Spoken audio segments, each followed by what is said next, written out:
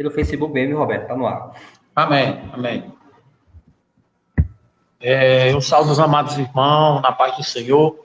Queridos, novamente nós estamos aqui para ministrar a aula da Escola Bíblica de hoje. Nós estamos estudando a Revista dos Jovens, segundo trimestre, Tempo de Conquista. E a lição de hoje que nós vamos ministrar é a lição de número 9. A lição de número 9, nós vamos ministrar hoje, eu e o irmão Mateus, trazendo essa belíssima lição. E o título da lição é Os Gibeonitas Enganam Josué. O título da lição de hoje. Hein, amados? Iniciando, como nós costumamos, nós vamos orar, agradecendo a Deus, né? E em seguida nós já vamos iniciar a aula de hoje, em nome de Jesus. Amém? Vamos orar. Soberano Deus e eterno Pai, Deus de infinita misericórdia, obrigado, meu Senhor, por mais um dia de vida, Pai, por a oportunidade de estarmos reunidos diante da Tua presença para ministrar essa aula de hoje. Pai Santo Deus querido, abençoa todos os jovens, Senhor, abençoando de uma forma especial, abençoando também todos aqueles que vão assistir essa live de hoje, e o Senhor possa abençoar de uma forma especial, com bênçãos do céu, abençoando todo o ministério, abençoando, ó Deus, toda a tua amada igreja de um modo em geral. Em nome de Jesus, nós já te agradecemos por tudo, para tudo sempre. Amém. Glória a Deus. Nós já vamos iniciar, amados irmãos, a lição de hoje, a lição de número 9, que eu já tinha citado, a Revista dos Jovens. O título da lição é Os Gibeonitas Enganam Josué. Glória a Deus. Nós não temos textual, né? Na Revista dos Jovens. E nós já vamos iniciar a leitura. A leitura fica em Josué, lá no capítulo 9, no versículo 6, e do versículo 15 ao 16.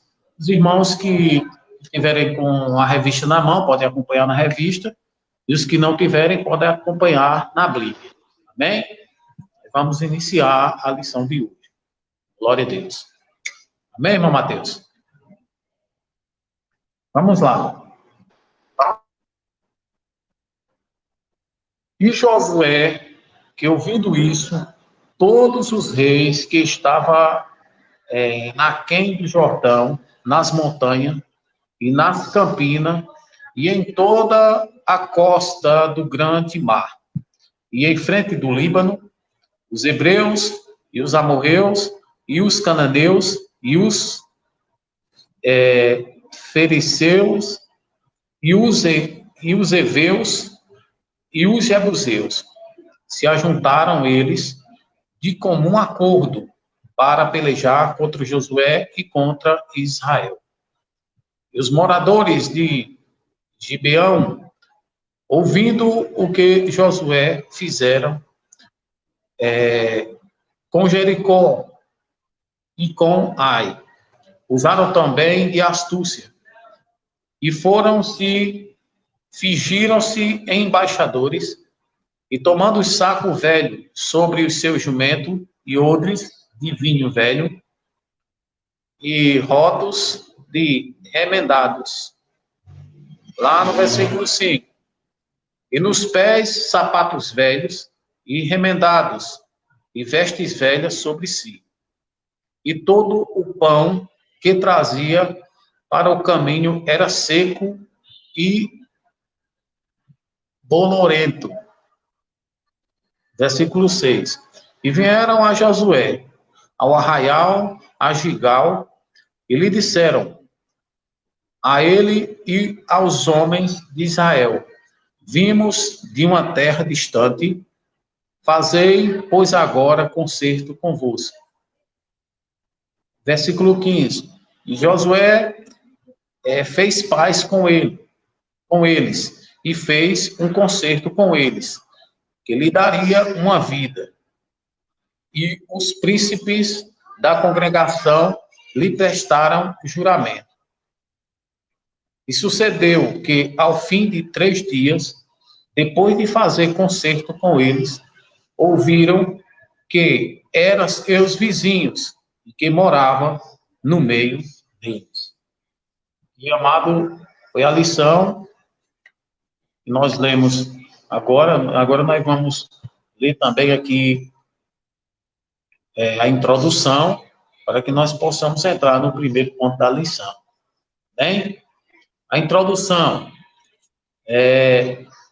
as notícias a respeito da vitória, Jericó e Ai espalharam-se rapidamente por todas as cidades, reinos vizinhos, motivo pela qual os gibeonitas ficaram bastante preocupados. Sabiam que seria ao próximo a serem atacados pelo exército israelitas. O medo fez com que os gibeonitas desenvolvessem um plano ardiloso contra o povo de Deus. Eles se disfarçaram de embaixadores advindos de um país distante, de modo astuto, convenceram Josué das vantagens de se fazer uma aliança com eles. Josué não consultou ao Senhor antes de fazer uma aliança com os gibeonitas. E 3 dias depois, descobriu que havia sido enganado, pois os supostos embaixadores eram, na verdade, integrante do povo inimigo e vizinho que estava ao redor de colisão com o povo de Deus. E o objetivo dessa lição, amados irmãos, o objetivo dessa lição é conhecer os inimigos que se uniram contra o povo de Deus,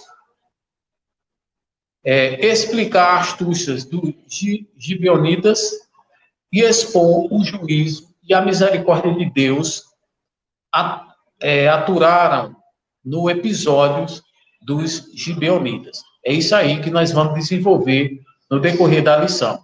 Louvado seja o nome do Senhor.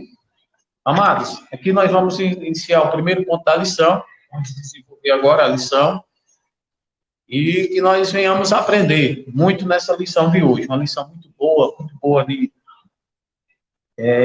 de conhecer. Amém? Glória a Deus. Primeiro ponto da lição. Os inimigos se unem contra Israel. E o subtítulo do primeiro subponto da lição, a inveja dos inimigos. Vamos lá. No capítulo 9 do livro de Josué, tem início com as notícias das vitórias dos hebreus sobre os habitantes da terra, adiante das vitórias do povo de Deus. Os reis que estavam daquém do Jordão, nas montanhas e nas campinhas, e em toda a costa do grande mar, se uniram para combater os hebreus. É interessante perceber que, de acordo com a história, aquele povo não era unido. Antes, pelo contrário, frequentemente havia guerra entre eles. Por isso, muitas das suas cidades eram verdadeiras fortalezas, como disseram os espiãs enviados por Moisés. 38 anos antes. Mas agora, quando a bênção de Deus, prometida aos patriarcas, estava para chegar, um levante organizado ameaça a marcha triunfal do povo do Senhor. Na verdade, tal coligação vai se repetir constantemente na trajetória dos israelitas, desde aquele tempo até os dias odientos. A Igreja do Senhor igualmente passa pelos mesmos problemas. O inimigo se une para desestabilizar a obra de Deus. Esse é o primeiro ponto. Como eu já tenho falado, o irmão Mateus está comigo nessa noite para nós desenvolvermos, né, essa lição. E o primeiro ponto, irmão Mateus, se ele quiser comentar já algo, da parte do Senhor está em aberto.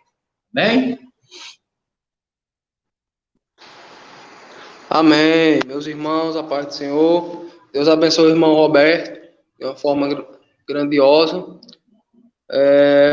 Queridos, eu queria aqui colocar apenas alguns pontos, né?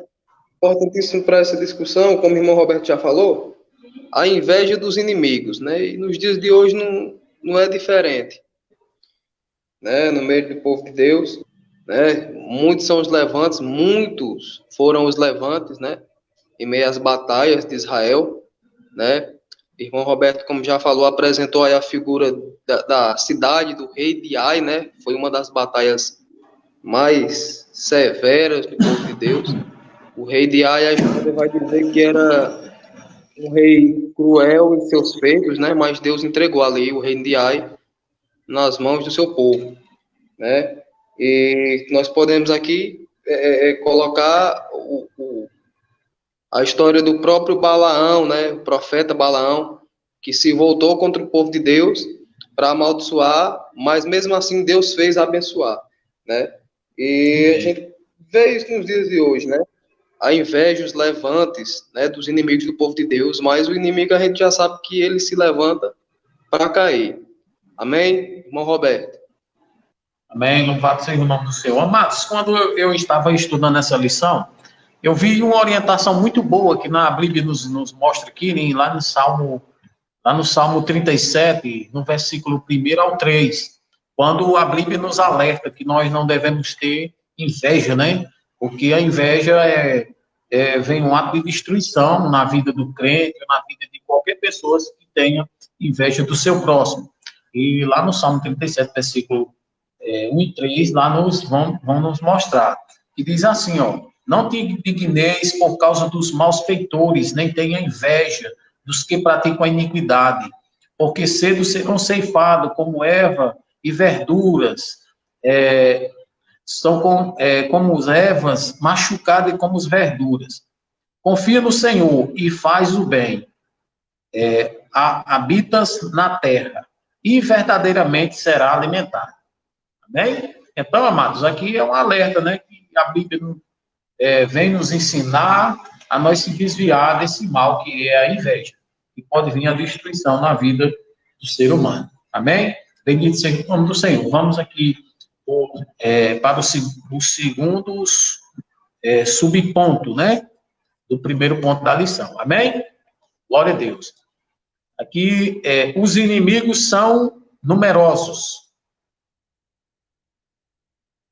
Impressiona a descrição da qualidade de povos cananeus ao oeste do Jordão que se uniram contra Israel. Certamente a quantidade de guerreiros dessa coligação superava facilmente o exército dos hebreus.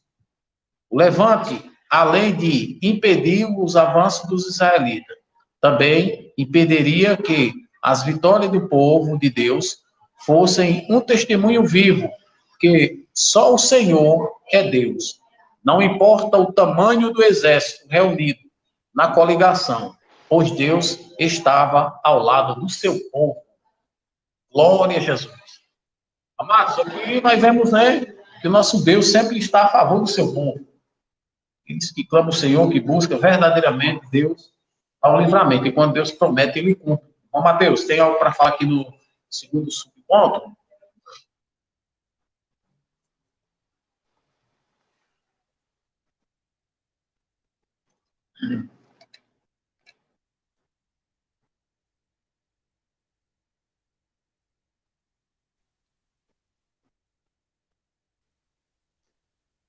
Vamos prosseguindo. O 3 agora, né? Amém, amém. O mal o terceiro subponto do primeiro ponto da lição. O mal atua em várias frentes. Os cananeus se ajuntaram para combater Israel de modo ardioso, mentiroso, No Novo Testamento, a palavra grega correspondente para astúcia é panorgia, a qual igualmente pode significar artimanha, sagacidade ou sabedoria ilusória ou falsa. E foi usado quando Paulo expressou na preocupação em que os coríntios fossem enganados pelo inimigo, na mesma forma que Eva. Segundo aos Coríntios, no capítulo 11, no versículo 3, a palavra de Deus, ela vai nos mostrar, diz assim, ó, a Eva foi iludida, Josué também, e nós, se quisermos vencer o mundo, a carne e o inimigo, precisamos ter vigilância. Amém? Segundo aos Coríntios, quando Paulo escreveu, né, que já nos alerta, né? Nós temos que ter vigilância, nós temos que orar e vigiar, para que não venhamos cair em tentação. Amém?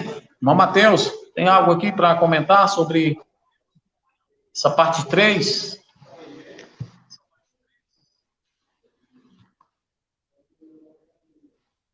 Não, vamos prosseguir, irmão Roberto. Pode prosseguir? Pode prosseguir? Amém, amém. Glória a Deus. Vamos para o segundo ponto da lição. As astúcias dos gibeonitas. As aparências enganam. Os gibeonitas fizeram uma encenação a fim de reduzir o povo de Deus. Eles se disfarçam muito bem, a ponto de enganar um general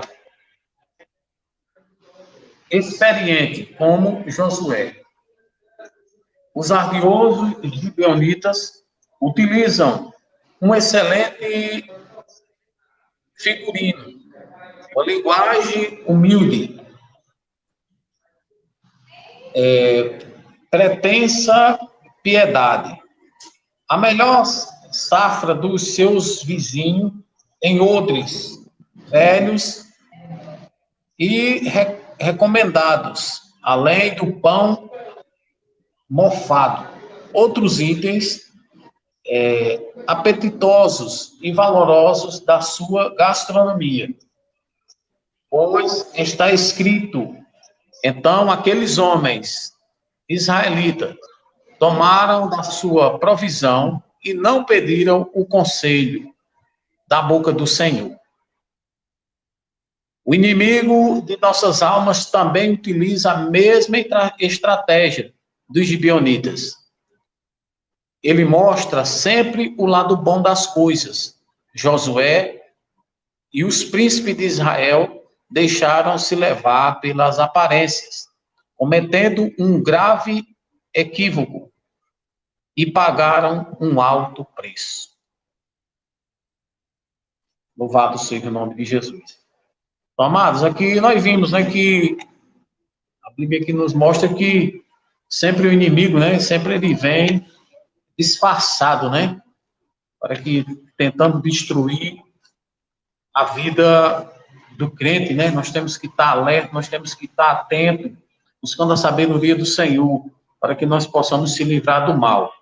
Essa lição é muito rica em nos ensinarmos, né, a se livrar das astúcias do mal. Glória a Deus, louvado seja o nome de Jesus. Irmão Mateus, tem algo para falar desse terceiro subponto? Se tiver alguma coisa aí, pode expressar.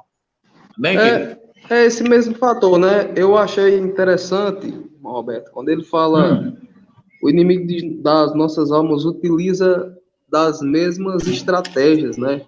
Que a gente viu no passado, né? A inveja, a astúcia para infiltrar provas, eu vejo até a mesma, não a mesma agressão, mas a mesma forma que o inimigo usou para afrontar o povo de Deus no passado, ele continua usando hoje.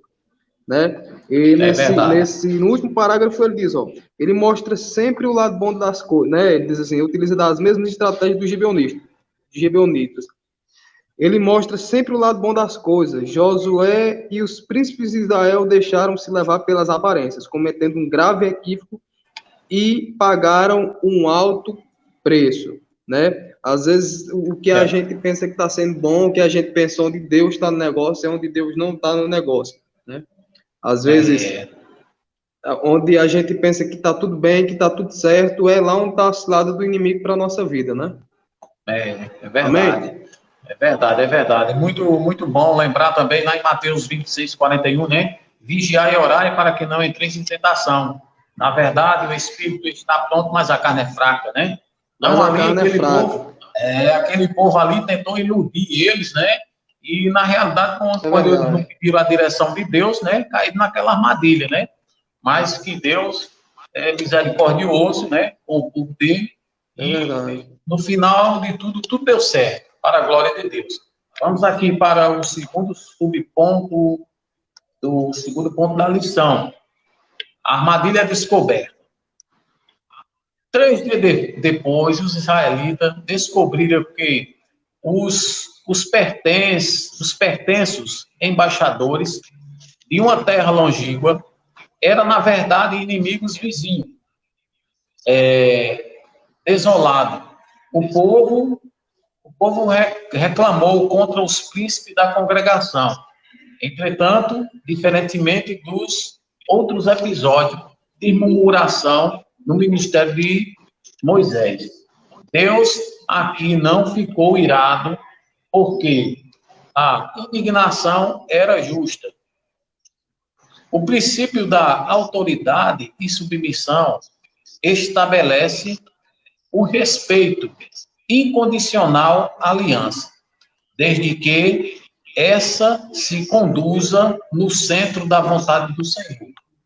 Neste caso, há um texto que sintetiza a causa do problema criado pelos líderes. Não pediram conselho ao Senhor. Bem? Esse, irmão Roberto, eu acho interessante. Esse foi até um assunto tratado na aula do CETADEB, que é um dos erros dos líderes de hoje, né? É aquela coisa, antes de Deus levantar um líder para advertir, para orientar, para profetizar, ele tem que fazer o líder passar por tudo aquilo, né?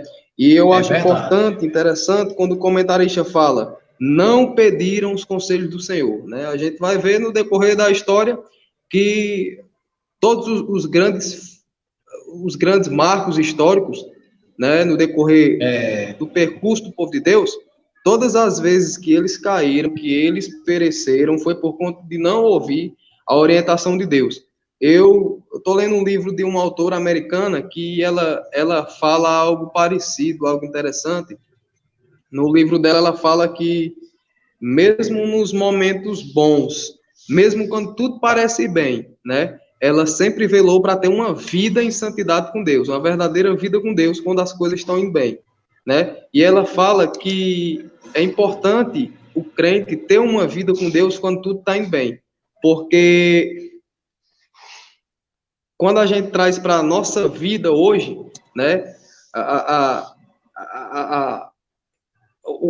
Os cristãos desse século que a gente está vivendo, a gente vê que a nossa vida é totalmente diferente.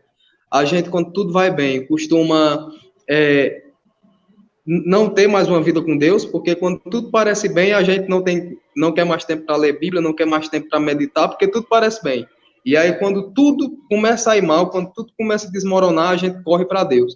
E eu achava interessante o posicionamento dessa escritora, ela dizia mesmo quando tudo ia bem, ela velava para ter uma vida com Deus.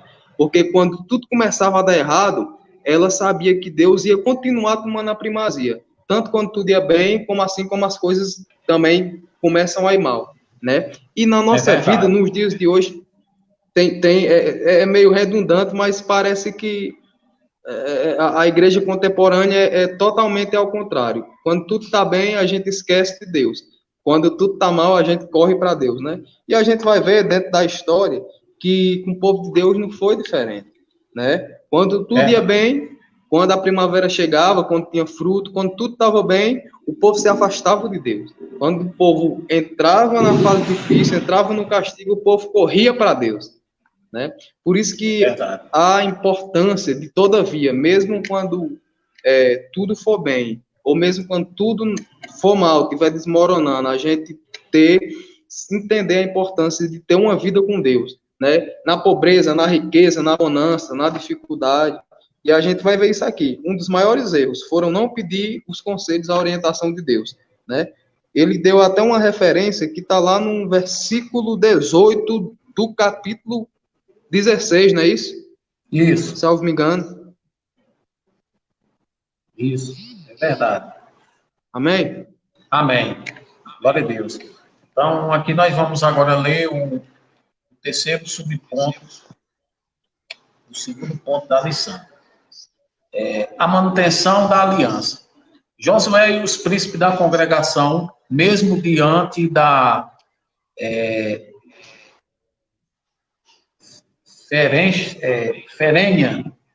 ferrenha crítica do povo, não mudaram os termos da convenção da paz. Afinal, é pecado usar o nome do seu irmão. Mais tarde, em 2 Samuel, no capítulo 21, 1 e 2, vemos que Saul quebrou essa aliança firmada no tempo de Josué, o que trouxe sérios infortúnios a Israel, até que, devido à reparação, foi feita aos gibeonitas. Infelizmente, quantas vezes nós comprometemos a realizar algo perante o Senhor e simplesmente esquecemos. Ocorre que o Todo-Poderoso não se esquece. Ele aguarda de nós o cumprimento da aliança firmada em nossos dias. Por exemplo, a aliança do casamento tem sido frequentemente vilipendiada. Não é, pois, sem causa que Deus disse que odeia o divórcio. Lá em Malaquias, no capítulo 2, no versículo 13 e no 14, vai nos mostrar essa passagem bíblica. E alertando sobre a aliança, quando o homem faz aliança com Deus, é necessário que se cumpra, para que não venha grandes prejuízos. E aqui, no decorrer da lição, nós vemos que Josué ele manteve a aliança mesmo com os gibeonitas, sabendo que eles tinham mentido.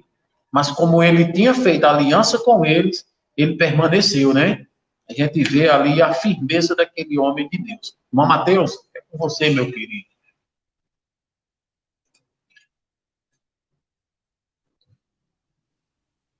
É justamente isso que a gente estava falando no capítulo anterior. É verdade. Né? Apresentou aqui o fator do divórcio, né? Porque a gente já sabe que Deus detesta o divórcio.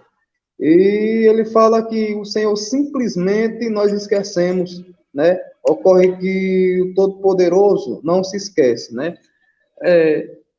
Como a gente fala algumas vezes para alguns jovens, alguns irmãos, né? Que a aliança de Deus com o ser humano é como se fosse a aliança de um noivo e uma noiva, entre duas pessoas, né? Às vezes a aliança ela chega a ficar velha, ela chega a ficar ralada, né? Ela chega a perder a cor, mas não deixa de ser uma aliança, né? E eu acho importante frisar isso, porque e foi bem colocado pela lição, o fato é que é muito da gente, é muito nosso esquecer da aliança de Deus, né? Embora o Senhor nunca se esqueça da aliança dele na nossa vida, mas é muito da gente, ser humano, esquecer das coisas que Deus já tem feito na nossa vida. E a gente fala muito isso para jovem, né? Porque o Senhor tem tirado a sua igreja, o seu povo do lamaçal do pecado, né? E às vezes, por conta de, às vezes, as coisas na vida parecer estar bem, a gente costuma esquecer a aliança de Deus, né? Como eu acabei de falar. Quando as coisas começam a ir por água abaixo, aí é que o ser humano começa a se lembrar da aliança com Deus. Embora ele nunca esqueça, né? Mas a gente tem esse problema de guardar essas coisas, né? Amém? Amém. Glória a Deus. Louvado seja o nome de Jesus. Amados, agora nós vamos para o terceiro ponto da lição desta noite. Uma história de juízo e misericórdia. Segundo subtítulo, os gibeonitas são punidos. Quando viu que havia sido enganado, Josué ficou bravo. Naquele dia, Josué os deu como rachadores de lenha e tiradores de água para a congregação e para o altar do Senhor até o dia de hoje, no lugar que escolhesse. Tudo porque os príncipes da congregação não consultaram ao Senhor. Estamos vivendo tempos difíceis e trabalhosos em que espíritos enganadores têm tentado destruir a fé, destruir a igreja e a fé dos crentes, trazendo heresia, modismo e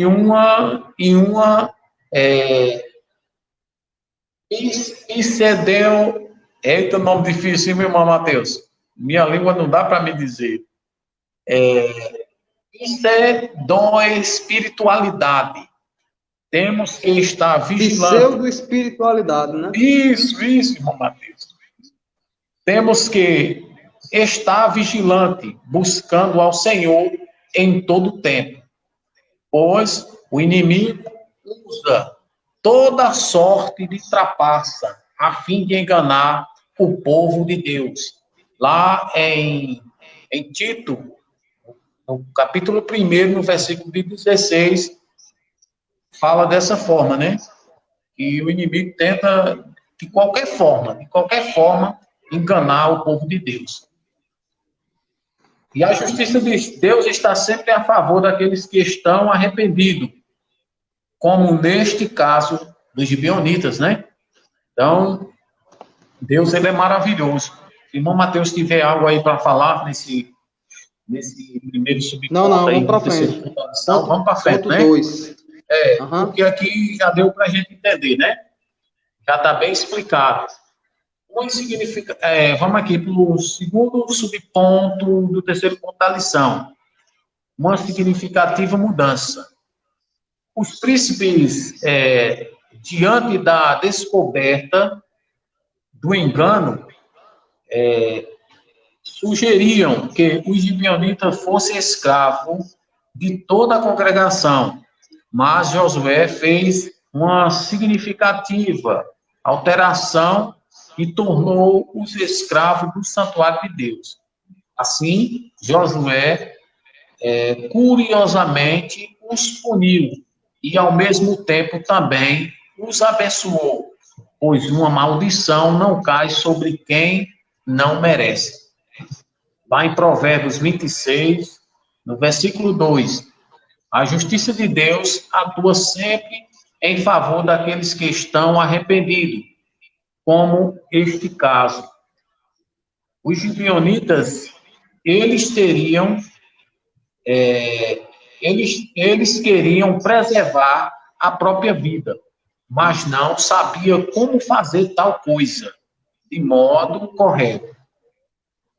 Por isso, elaboraram um plano doloso, mentiroso.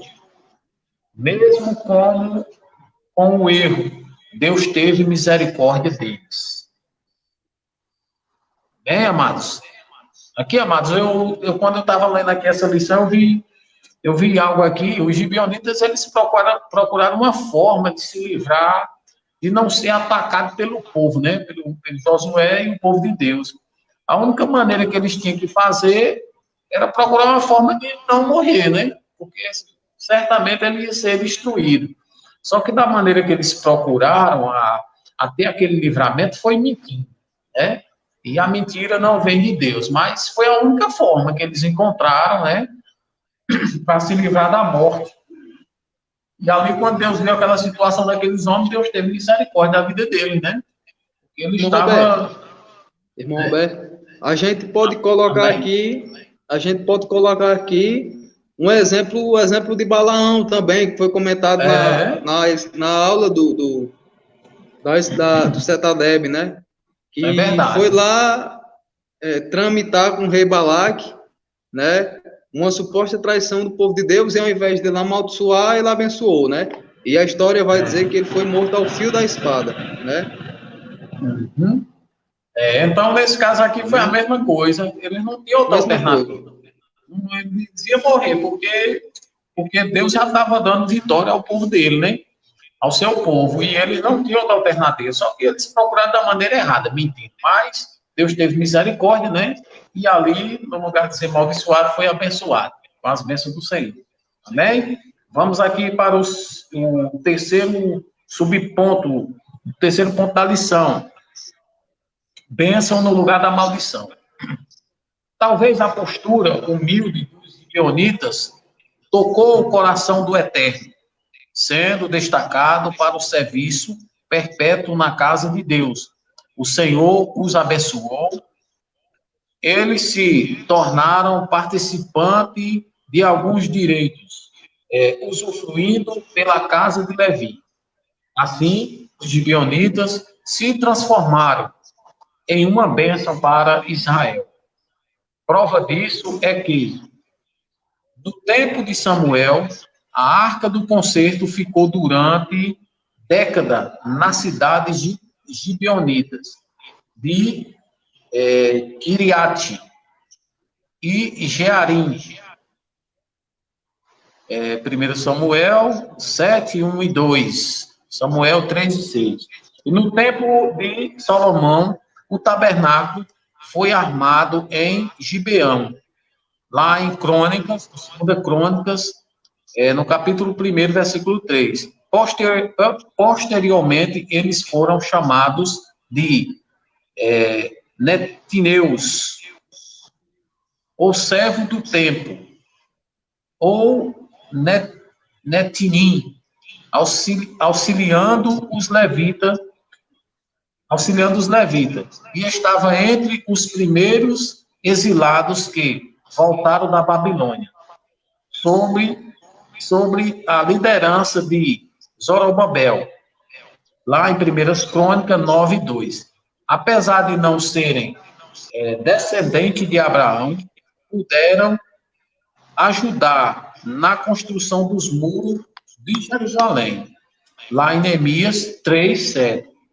Aprendemos como tal episódio que misericórdia divina triunfa no juízo. Glória a Jesus. Bom, Mateus, tem algo para falar aqui nesse último ponto aqui da lição? A misericórdia de Deus, ela triunfa sobre todas as coisas, né? Porque, de acordo com a história, né, e com as culturas, raramente esse privilégio de auxiliar levitas no tabernáculo, nos trabalhos ali do santo lugar, né, tinham que ser pessoas instruídas, pessoas orientadas desde criança, né, na cultura judaica, para estar ali orientando os levitas. E eu acho interessante quando diz assim, posteriormente, eles foram chamados de arque, né, de netineus. E se nós formos analisar a etimologia dessa sigla arque, ou seja, arque ou arcanjo, significa príncipes, né, um príncipe pequeno, ou servos do templo, né? E ele fala assim, apesar de não serem descendentes de Abraão, puderam ajudar na reconstrução dos muros santos que estão lá até hoje, né? E verdade. A gente começa a aprender que a misericórdia de Deus é infinita, porque o que a gente está para aprender? Eles não eram merecedores de estar ali, mas a misericórdia de Deus é um motivo, a Bíblia diz que é um motivo ao qual nós não somos consumidos, né? E esse último ponto, ele aborda muito essa questão da misericórdia de Deus, onde Deus, ele atribui um trabalho para o ser humano, para eu, para você, que nós não somos dignos, né? Eu falava esses dias para um amigo, olha, Deus é bom demais. Deus permite na nossa vida coisas que a gente não merece. É verdade, verdade. E se nós, Amém? nós formos analisar aqui, finalizando aqui a lição, quando a gente vê que esse povo aqui não era merecedores, né? Está ali, conduzindo ali a arca e vivendo ali, desfrutando do amor de Deus. Também a gente vê também nós, né, que nós também nós não somos merecedores da misericórdia de Deus, mas nós estamos aqui, né, de pé, porque Deus é bom e pela morte de Cristo na cruz, né, nós recebemos ali o plano da salvação, né, sem ser merecedores, mas Deus ele é muito bom e maravilhoso para com a nossa vida. Então, nessa lição nós aprendemos isso, que a misericórdia de Deus é de geração em geração e é para todo sempre nas nossas vidas. E é louvável a bênção de Deus, né, sobre o plano da salvação sobre o ser humano. Amém? Então, amados, nós estamos aqui finalizando mais uma lição, a lição de número 9, e louvo a Deus por mais essa rica oportunidade, estar aqui juntamente com o irmão Mateus, com o irmão Jonas, que está transmitindo a live, e o nosso Deus possa abençoar cada irmão de uma forma especial, aqueles que assistiram a live de hoje, que o nosso Deus também possa abençoar os jovens, né, despertando, para que eles venham mais buscar o Senhor, não só eles, mas todos nós, né, que servimos a Deus, e que a misericórdia de Deus de geração em geração, né, e dura para todos sempre. Amém, queridos? E em seguida nós já vamos orar, né? Amém. Vamos orar e se o irmão Jonas quiser falar alguma coisa, apresentar o pessoal que participou, nós fazemos a oração e nós já encerramos. Amém? O irmão Mateus quiser fazer essa oração, eu agradeço. Amém. Robert, Deus abençoe, Deus continue abençoando, né? Amém. Esse trabalho aqui na internet é um trabalho que também exige um pouco de tempo, de disposição da gente, né? Verdade. E eu queria agradecer ao irmão Roberto, ao irmão Jonas também, por ter dado as mãos, né? Para esse trabalho vir acontecer. Amém? É verdade, é verdade. Deus continue abençoando. Vamos orar? Vamos orar, vamos orar. Amém. Senhor, meu Deus, nós te damos graças por mais a Amém, rica oportunidade que o Senhor tem permitido, Senhor, na noite de hoje. Nós estamos aqui, Senhor, no meio nesse meio de comunicação para transmitir Amém, a Tua palavra, Senhor. A Tua palavra, ela não volta vazia. Meu Senhor da glória, eu quero te apresentar cada irmão que entrou, que se fez presente aqui, meu Deus. Aqueles também que não puderam, Senhor, estar acompanhando a lição. Mas eu peço que o Senhor continue tomando a primazia na vida da Tua igreja, espalhada sobre toda a terra, Senhor. Na vida onde tiver um crente, o Senhor possa vir abençoar, continuar livrando, Senhor, dar uma noite abençoada. Continua sendo conosco, continua sendo com o irmão Roberto, irmão Jonas, que tem nos dado as mãos. Muito obrigado por tudo. Nos dá uma noite abençoada, um sono reparador, Senhor. E continue tomando a primazia em tudo. Em nome de Jesus. Amém. Amém. E amém. Amém. Deus abençoe, irmão Roberto. Amém, meu querido. Paz do Senhor para todos.